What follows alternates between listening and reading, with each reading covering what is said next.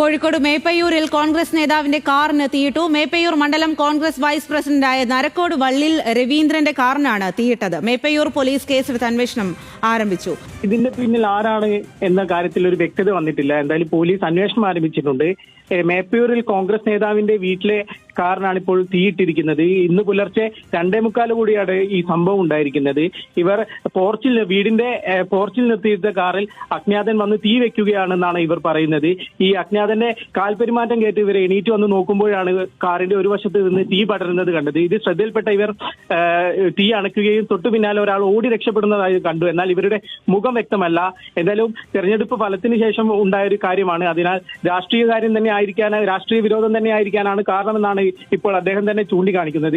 ഇതിൽ തന്നെ ഏറ്റവും പ്രധാനപ്പെട്ട കാര്യം ഇദ്ദേഹം കോൺഗ്രസിന്റെ 15-ാം വാർഡ് UDF ബൂത്ത് ഏജന്റും മേപ്പയൂർ മണ്ഡലം കോൺഗ്രസിന്റെ വൈസ് പ്രസിഡന്റുമാണെന്നുള്ള കാര്യമാണ്. അതിനാൽ തന്നെ ഇയാളടുത്ത് വ്യക്തിപരമായ കാര്യങ്ങൾക്ക് ഉപരി രാഷ്ട്രീയപരമായ കാര്യങ്ങൾ ശത്രുത ഉള്ളതിനാലായിരിക്കണം ആളുകൾ ഇത്തരത്തിലുള്ള കാര്യം ചെയ്തിരിക്കുന്നത് എന്നാണ് ഇദ്ദേഹം ഇപ്പോൾ വ്യക്തമാക്കുന്നത്. എന്തായാലും മേപ്പയൂർ പോലീസ് ഇയാൾ പരാതി നൽകിയിട്ടുണ്ട്. പരാതിയുടെ അടിസ്ഥാനത്തിൽ അന്വേഷണം ആരംഭിച്ചിരിക്കുകയാണ്. കൂടാതെ തന്നെ സമീപത്തെ CCTV ദൃശ്യങ്ങൾ ഉൾപ്പെടെ പരിശോധിക്കാനാണ് പോലീസിന്റെ തീരുമാനം.